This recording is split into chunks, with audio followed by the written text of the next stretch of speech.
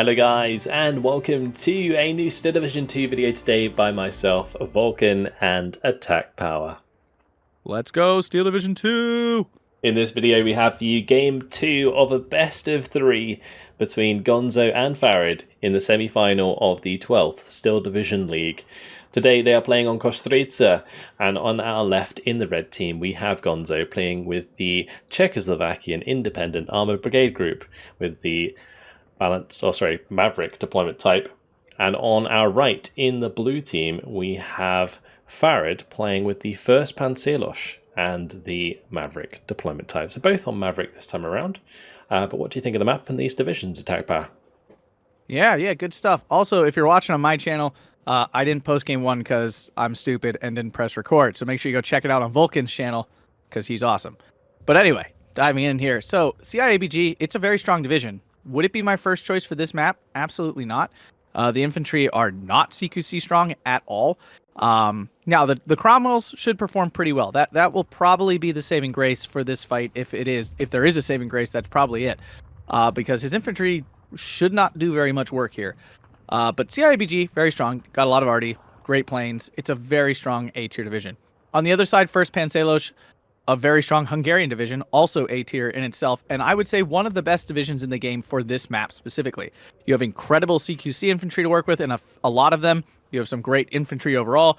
The Terrans are extremely efficient in these type positions, although they will definitely struggle against Cromwells. That's not their ideal target. They don't get to trade up and do all that good stuff.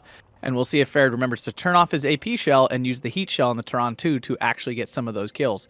But yeah, division matchup-wise, 1st Pancelos should have the advantage, but we will see how that turns out. All right, let's have a quick look at what's going down. So on the Gonzo side of things, on the top left, we have some Modostraki with the Genista. There's the converted gunners in there. We got a Cromwell 7 and a Churchill 4.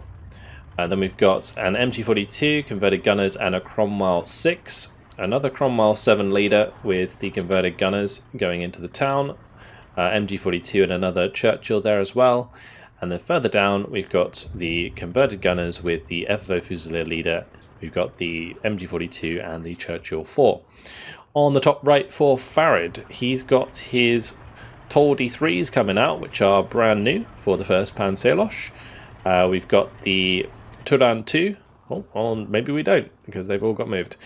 He's got the Tartale Glovis and the Arkasok. He's got the Lang Sodashok. He's got 75 men up there, and the Chindor. Lang Sodashok heading into the top side as well. He's actually moved all of the Toldis to the mid with the Turan 2 and the Nimrod. That was a very last minute move. Loads of Lang Sodashok flamers heading into the town with the Shvaloza and the Panzerschreck team. A couple of Modloves with those Panzerfaust, yeah, all the Tartalek Lovis going there as well. On the bottom side, Roha Markasoch with the Langsodashok and the Panzerschreck there. And on the back side, a Nebelwerfer. Early, yeah. Now, I will say again, I'm not a big fan of these in singles. He's clearly going for some sort of transport stop. It's a little too early, honestly. There's not even that much stuff that's there. The MG42 might get caught out. Looks like it does get stopped, at least. But Gonzo's looking for a northern push, very, very common there. And both players kind of ignoring the south altogether, as most of Farid's units are pouring into the center. We'll see if that pays off. Yeah, so Farid just spreading out some Roha Markasoch down these sort of tree lines. Probably try and make as much ground as he can towards the open there. Then focusing very, very heavily in the middle with a lot of this light armor, which is not what I expected. I feel like these Tol D2s or Tol D3s are very vulnerable to, like, this Cromwell 7, for example. The Cromwell 7 with a 120 mils of frontal armor is an absolute nightmare for the Tol D3.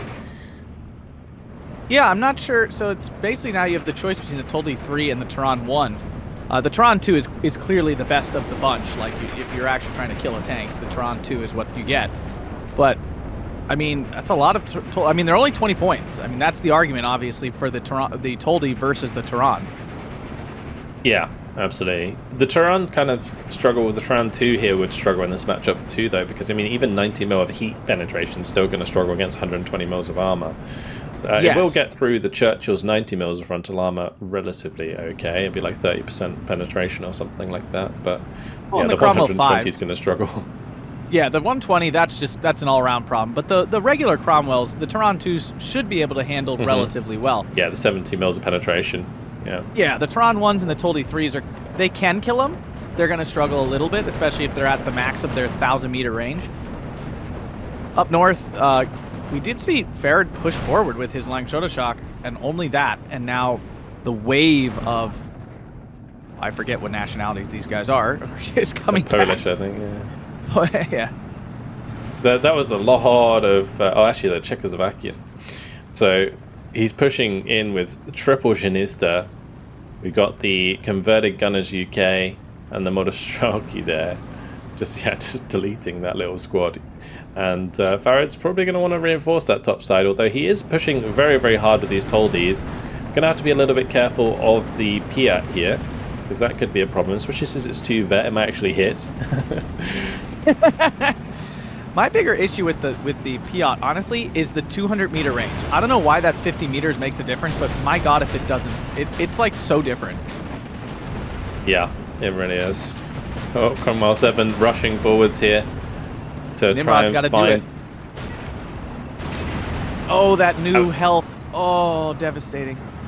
Yeah, well, the trouble with that is that the Nimrod there doesn't have like the 200-meter or 200-millimeter penetration rocket thing, so it's kind of struggling in that situation. And like I said, the health lets it down quite a lot there, so because it can be one shot by the Cromwell 7, and so can the Toldi because it's a light tank. So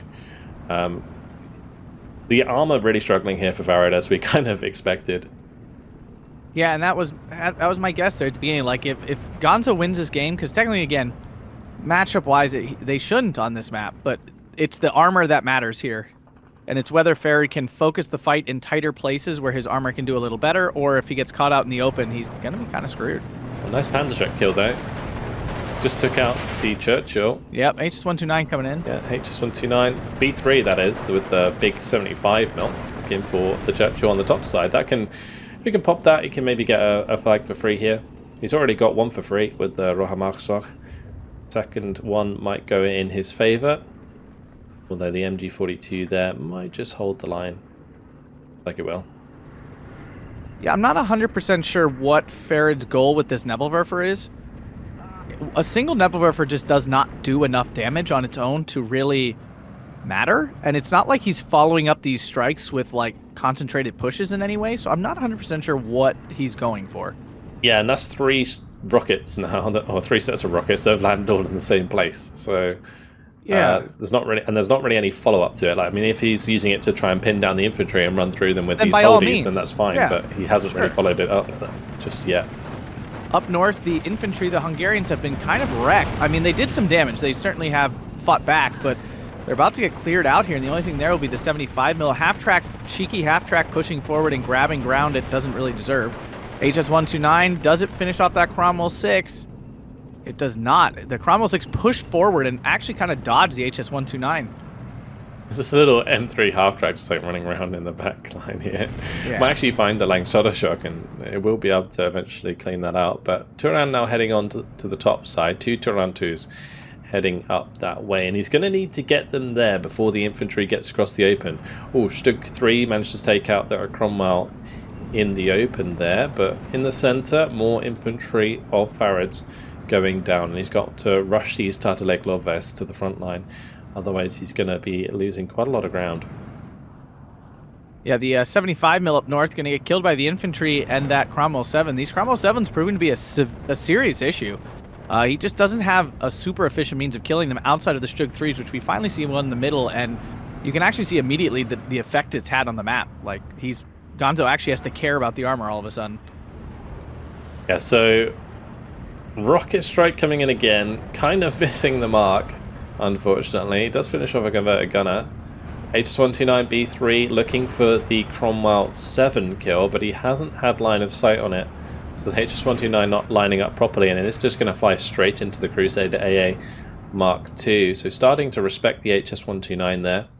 Stug 3 on the bottom side is going to be able to help the Rohamarksok potentially take this flag. Converted gunners trying to come in and take one back, as neither side really wants to get too low on tickets earlier on. Yeah, I mean, Farid doing a nice job this time of actually getting some tickets. Remember, this is a mirror income, which means it's a whole lot harder to make big pushes and big swings and flags because both players are working with the same income. Yeah. Oh, was that the Cromwell 6 just finished off the Stug with a HE round? I assume the 17-pounder must have hit it once there. It must have, yeah. Because that otherwise was kind of crazy. Yeah, that shouldn't happen otherwise. Up north, the Cromwell 7 continue to be an issue. The Tron 2, though, with its essentially assault gun, absolutely wrecking those infantry. Tron 2 trying to get on the side shot on the Cromwell 7. Will it get it? He's leaving the AP on. Oh my god, I'm going to throw up. I think at that range, maybe in the side armor, leaving the AP is important. I think the heat actually has a shorter range as well, so the AP wouldn't be able to, the heat wouldn't be able to engage from that range. It was 1250 versus... Okay, fine. The argument is made this time. Yeah, I think the Turan 2 there was firing at AP because it was out of range. The AP is so much worse. That's my issue with it. Like, it is significantly worse. Yeah, he should have turned it off for at least the other one that was at close range. That's for sure. Yeah. It makes a big difference. I've seen a lot of Turan 2s go down because players did not turn off the... And it's stupid that the AP fires before the heat. I've never understood that at all. Well, on the bottom side, lots of infantry coming in. Gonzo managed to push out what was there with his Janista and converted gunners. On the bottom, we've got a Churchill 4 and the Cromwell 4 coming in, looking to try and take care of the Toldy 3. But the Stug 3, potentially a problem, although it's currently facing the wrong direction, which isn't going to help. Yeah, that's really bad. Those Cromwell's just going to zoom up that road. Stug's going to struggle to turn around in time, and he's going to be in a real bad spot. He has now just turned it around and is reversing it up the road. But all of this fresh infantry that came in has been stopped short, and the Cromwell 5 is causing problems there, actually forcing Gonzo to really think about where he is, because he's going to get surrounded now. Yeah, and the Toldy 3s, I mean, they go down really easy. And that's why I kind of like the Tron 1s more. They have medium tank health, so they are a lot more, well, tanky. And they just are more efficient. Cromwell 5 goes down, though. Stug 3 does pick up a kill, but now facing the wrong way. Yeah, that's one shot on target. Now he just needs one more penetration, and 90mm at this range might be enough. It is. But the Cromwell goes down. Cromwell, yeah. HS-129 coming in to try and get some kills back. Does find another Cromwell 5, so that's really, really good. Crusader AA not able to completely stop that in its tracks, but Churchill 4 now going to clean up the Toldy 3 using APCR. Gets loaded and knocked. Oh. The Toldy 3 has a chance to run away, but won't be. I think it's just going to end up going down eventually. But on the top side, and meanwhile, look at this. Farid has managed to completely neutralize all of that infantry. I think it maybe was thanks to that Nebelwerfer. Probably a factor. I mean, the thing is, too, and this is what makes First Pancelos so strong. These are all 15 and 20-point infantry. Like, they're just dirt cheap, and they're way better. They're above the curve for the price of that infantry unit. Yeah, I mean, you got a 13-man squad with a grenade, and then you've got... Yeah. Your Modloves, which have MG42s, 11-man squads. It's pretty nasty. And a Panzerfaust. So now B phase, though, he gets access to Reitjägers, which are basically just better Panzergrens for the same exact price. Another Nebel Strike going after just a general softening, I assume, and going to push forward the Tartelek Lozes. The center, though, not looking great for Farid. He's lost all that massive pile of units he sent in at the beginning are all gone. Yeah, they've all been slowly but surely broken out. He's also starting to lose a bit of ground again on the bottom side. After that Stug has gone, I mean, there's literally nothing to stop these Cromwells from running all over the infantry of Farid. So that's always going to be a problem that Farid has, and these Stugs, they need to stay alive. Yeah, and the opposite can be true as well. I mean, the Terrans can run over the the infantry of CIABG just fine. The problem is there always has been a Cromwell every time that opportunity has presented itself. Yeah, it's because the Cromwells are so much more numerous in the CIABG. There's like endless amounts of them. So he can have one in every point on the map, and you can see them just flooding in constantly from the spawn. Yeah, I hate this division. I ban CIABG every time I play.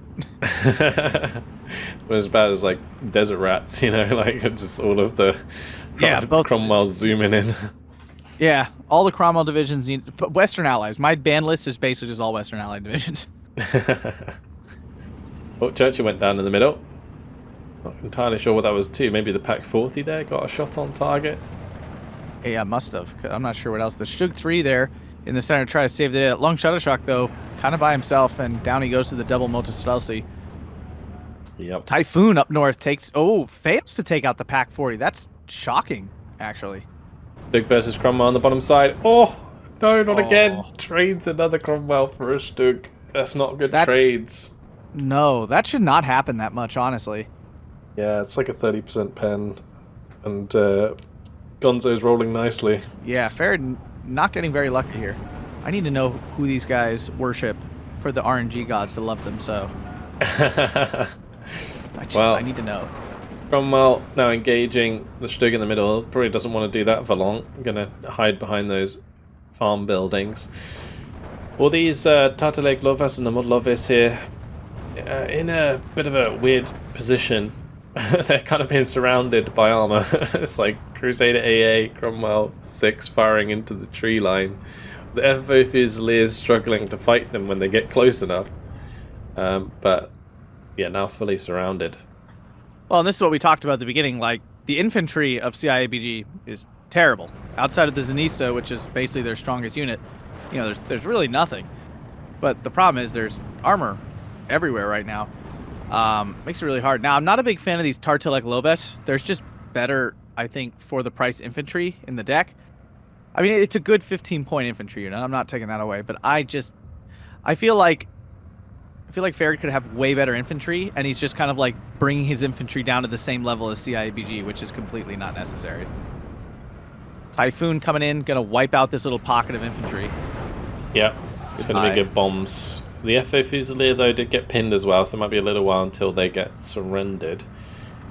Meanwhile, Cromwell's again shooting the Stug 3. Stug 3's got line of sight onto that Cromwell 7. The Typhoon on the top side did stay in the map and managed to strafe down the Pack 40, so that was a pretty good kill to pick up, because that's one less tool that Farid's going to have to deal with these tanks, especially with now a Firefly arriving. A Churchill 7's rolling down the street in the middle with 150mm of armor. That's going to be very difficult for him to get rid of. So, yeah, more and more kind of hard targets rolling onto the field for Farid, and he's currently 15-9, which just means he's losing those tickets to a double tick. Really, really rough at the moment. Yeah, I mean, he does not want to play in the center of the map, like, and that's what he's doing right now, which is not what you want to be doing. He really doesn't have, and the big weakness of first Pancelos, you don't really have a lot of 2K assets. Like, you can't play at long range. You want to be in tight. You want to be playing in the center, in the southern part, limitedly in the north, honestly, because you actually don't play well in open ground at all. Yeah, Nebelwerf is going to pin the FO Fusiliers, so it gets back that flag at least. Got Reitjäger arriving on the bottom side. Do manage to unload before the FO Fusilier kills the transport. That was close. That would have been really, really bad, losing one of those nice squads. Yeah, Cromwell, these guys are phenomenal. Cromwell in the middle, taking on the Reitjäger. Crusader AA now engaging as well. Oh no, it's just like ruining those units. Oh, in the center, Pack 40 getting shots off on the Firefly. Can it pick up that kill? That would be massive. Yeah, I guess gets the driver killed. That's not going anywhere. Second shot should land. Job done. Very nice. Nice kill. Now, if the Cromwell 7 goes down too, this Pack 40 is the absolute GOAT. Yeah, on the bottom side, 75mm managed to win against an infantry squad at close range, which was crazy. But yeah, the Pack 40 looking for the next shot onto the Cromwell 7. M3 half-track going to make things difficult, but Stug 3 takes out the Cromwell 6 in the meantime. Can the Pack 40 finish the job? It keeps missing because of the stress.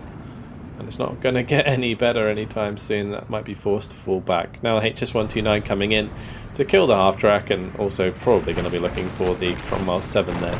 We'll be taking some shots from the Crusader AA, but not enough to force it back, so there we go. Nice. So satisfying. Those are pretty important armor kills, too, because, I mean, Farid was falling apart in the center there just from the presence of that armor, and the Firefly would have been a big deal. Now, there's another one coming up, but each one of those, I'm guessing Gonzo has like maybe 4 of them, so each of those kills is a pretty big deal. The thing I'm scared about most for Farid here is these Churchill 7s arriving with 150 mils of armor, because they're basically the equivalent of like King Tigers in this matchup.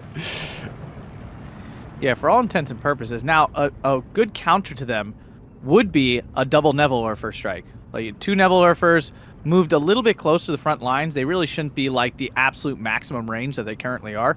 You can definitely pick up some because Churchills don't move, so you could definitely get some kills on them.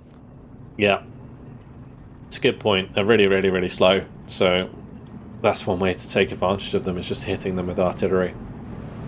But, yeah, Stug's still holding strong in the middle. I think that's really going to be the case until the Firefly comes along and challenges it. The 17-pounder is also kind of sneaking up through the town, so that will get to a point where it can cover the open ground. Another Nebel strike coming onto the FO Fusilier. 2-on-1 would be looking to claim that flag for itself. Can it get the shot onto the Cromwell 5? It doesn't actually have line of sight at the moment. Yeah, I thought I'm surprised. It did. I was like, what is it doing? I was like, oh, okay, I can't see it. The Stug 3, though, might get the kill instead. Prawn 2 as well. Oh, okay. He hasn't turned off the AP, so he didn't... Oh, no. Farid, don't do it. Telling you. It matters. It's the same on this like bottom side at 75 mil, right? If that's running heat. No, it is firing the heat shell, and that's what I don't understand how it prioritizes these 2 shells. It's like wonky programming. Alright, Typhoon coming in with the bombing strike to just take that AT gun out anyway, because those 75 mils, they can be very, very oppressive. Like, they have 2.2 HE, so they kill infantry very quickly with 12 round penetrate fire, just like a normal infantry gun. And then they also have the heat round, which has a 90 mil penetration, so they can take out armor pretty effectively too. HS129 coming in with no target currently? I don't know what the point of it is. I mean, there's plenty of targets, but he doesn't have one for it at the moment. And maybe he saw the Cromwell 7.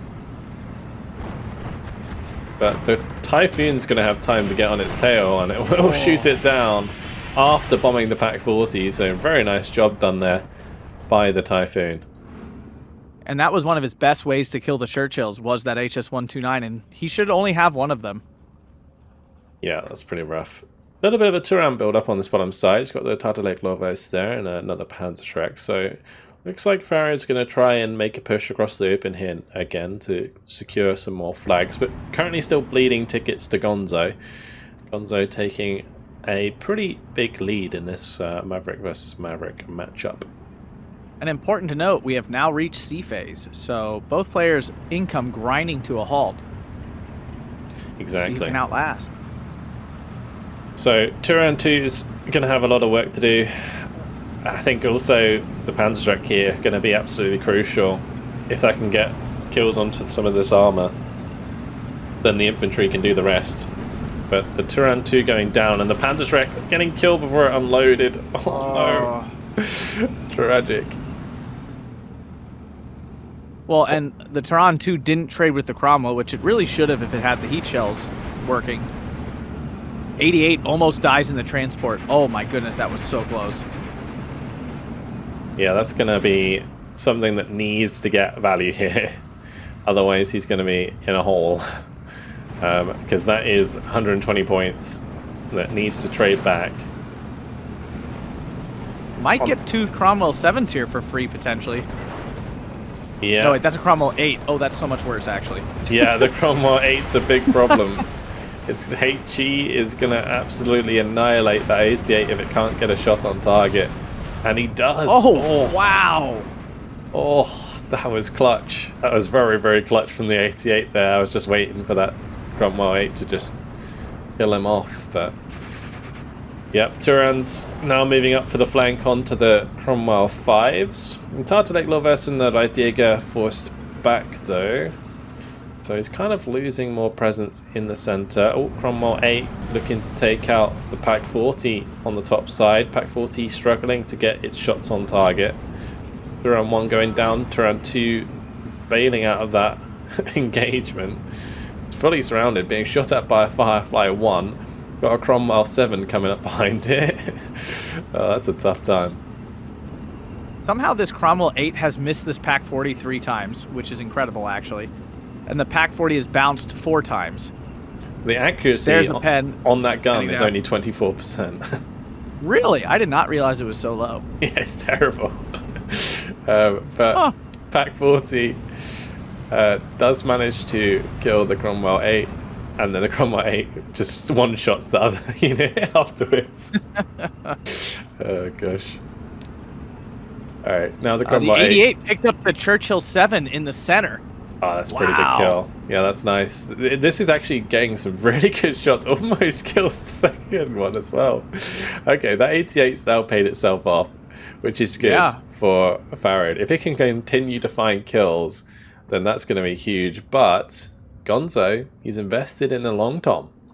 So that's going to make short work of the 88 if it gets a shot on target. And is that first shot just going to land right on it? It is as well. Of course it is. Every time. Didn't even have radio. Yep.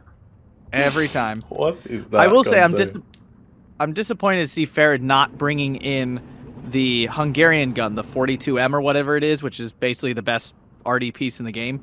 Because that would make short work of that long tom. I think he's trying to counter battery it with the Nebel, yeah.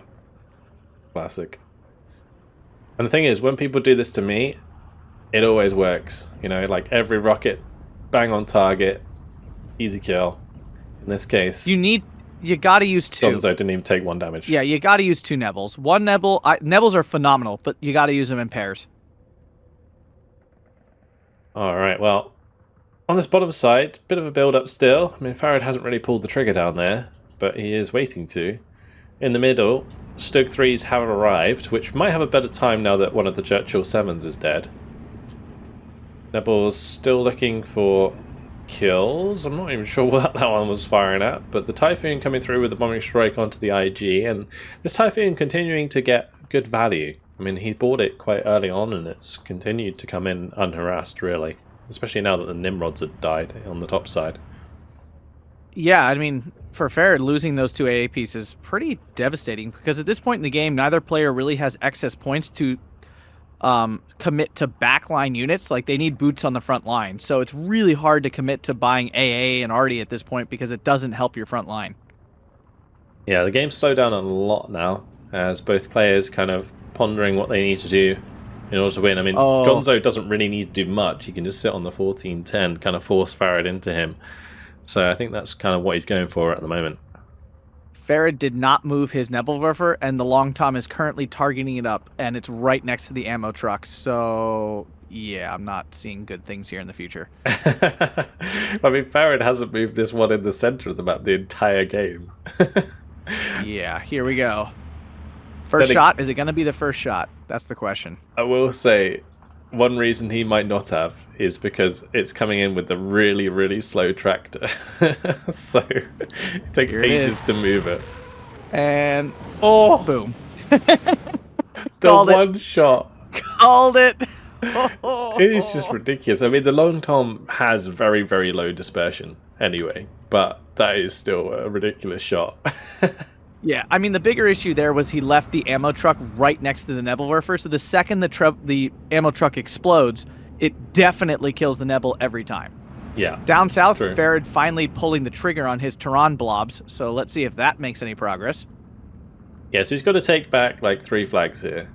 So Cromwell 5 has to go down, and then he's got to run over these FFO Fusiliers and converted RAF, and that is going to be his kind of win condition here. And then if he can hold on, then that's potentially game. But Churchill 7 already being purchased by Gonzo on the bottom side.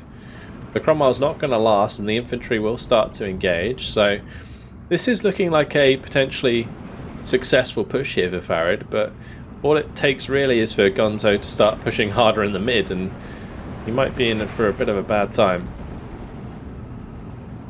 Yeah, it's whether both players here leverage their advantage, you know, their strengths in the certain areas. I mean, Gonzo is making forward progress in the center there, but this push down south looks like it will work out for Farid as long as he pushes in the right places, I guess.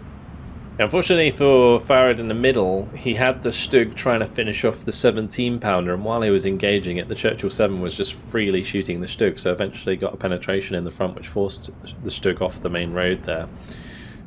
But this bottom side, the Typhoon coming straight into the AA, so that's going to be out of action for a little while, which is nice. Tard Lake Lorves will finish off the converted gunners, and the Turans have captured another flag, so starting to come together nicely. Yeah, I mean, Farid might be able to claw himself back in here. I'm waiting for this Long Tom to retarget the second Nebelwerfer in the center that has never moved. That's probably going to be instant death. I mean, here comes Cromwell. The Churchill 7 again, yep, it is going to be an issue. I mean, unless the Panzer Shrek gets on it, then that would be an oof moment there for Gonzo. It is currently running out in the open, and that is a recon Cromwell, so I'm a bit worried it might get seen, and therefore would kind of negate its effectiveness, because realistically, if Gonzo sees it, he's not going to let that Churchill 7 go anywhere near it. Tron 1 now on target with its fast fire rate. It might have a chance here, but it already took a penetration. And now moved, and down it goes. Yeah, nice kill by the Cromwell 4 there. Turan 2 on the way, doesn't have its AP shell turned off, so isn't going to be that effective. That's really, really sad to see, honestly. Yeah. Oh! In the mid, the Stug 3 had the easiest side shot onto the Churchill 7 and missed. And that Churchill 7 would have died as well because it's already been penetrated once. I'm not sure if I can describe a more depressing moment than when you finally get that side shot on a tank and they miss. It was so close. It's like, oh, the Turan 2 died on the bottom side. No avail there. Tard Lake Lorves getting forced back. And, well, it's kind of running out of steam here for Farid. Now the tanks from the mid actually coming down to the bottom side to cut off these forces. And now you can have two Turan 1s and a Turan 2 up against a Cromwell 7, a Churchill 7, a Churchill 4. Oh my. It's not very fun. The Reitjäger, I mean, it's going to get caught out by this Churchill 7. It might have been able to get a Panzerfaust on. Look at the Long Tom. It's targeting the there it is. Nebelwerfer, and Farid has picked it up, but he hasn't moved it. So oh my god. It's even worse. No. Here it comes. It's like guiding in. Will it hit directly on target? It looks like this one's not going to go on target. Will he see it? It doesn't need to, though. It's an ammo truck. It just needs... It's unloaded now. Now they're definitely not going anywhere. Well, he is moving the supply truck away this time. Cromwell 5 in the center goes down to a Reitjäger's Panzerfaust, so a nice kill there. Already... I mean, even killing the ammo is almost killing the Nebelwerfer, because then you have no ammo. Reitjäger does not get the second Cromwell. Oof. Oh, it got the Churchill, though, as well. So that was nice. But yeah, that Cromwell 6 now going to run down the Reitjäger while the Cromwell 7 finishes off the Turan 1. So that's going to clean up that entire push there.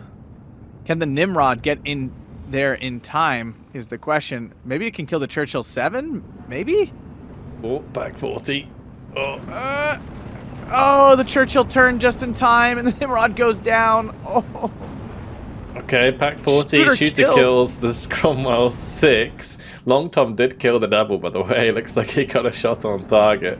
But yeah, these Nimrods really, really struggling here to engage enemy tanks. I mean, on paper, like that Bofors with the AP shell could absolutely slam the medium tanks to pieces, but with its low health, it just dies so easily. Oh, on the Stug. Oh no, the shot coming in from the side from the 17-pounder.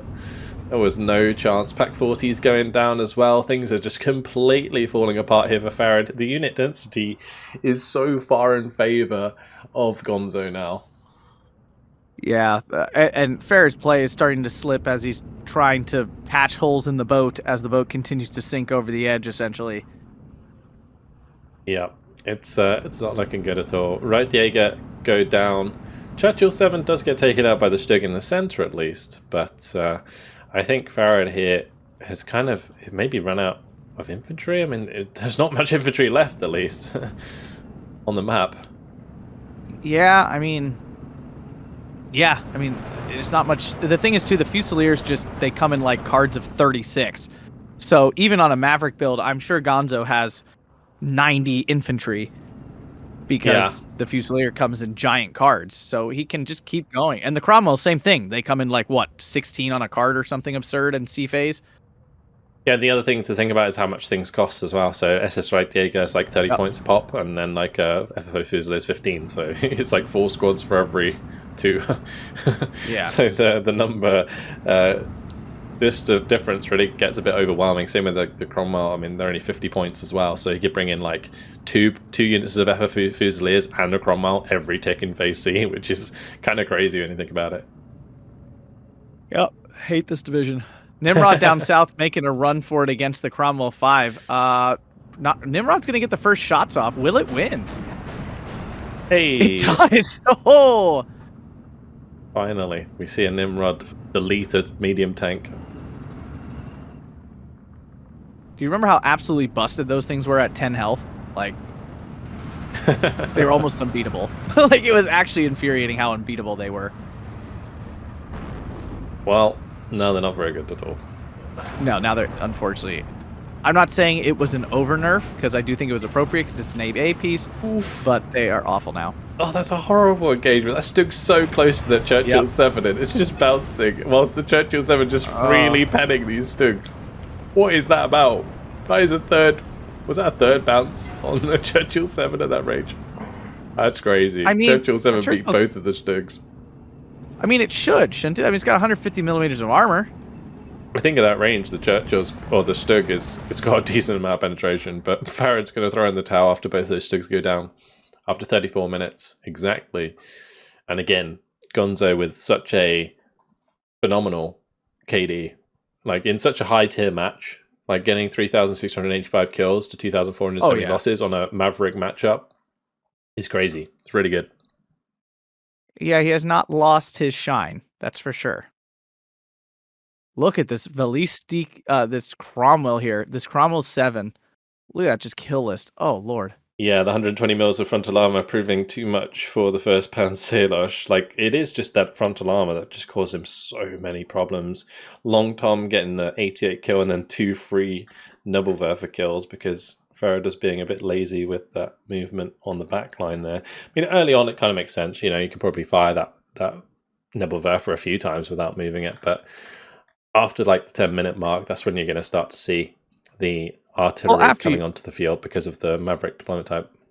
Well, and after you see the long tom, like you saw it shoot the 88 first, so it's not like it came out of nowhere. Then you just have to start moving your Nebelwerfer. Like the choice is now gone, and I just don't think he used them well. Like single Nebelwerfer strikes don't do enough. You got to double them up, and then they can kill almost anything. And he never did that.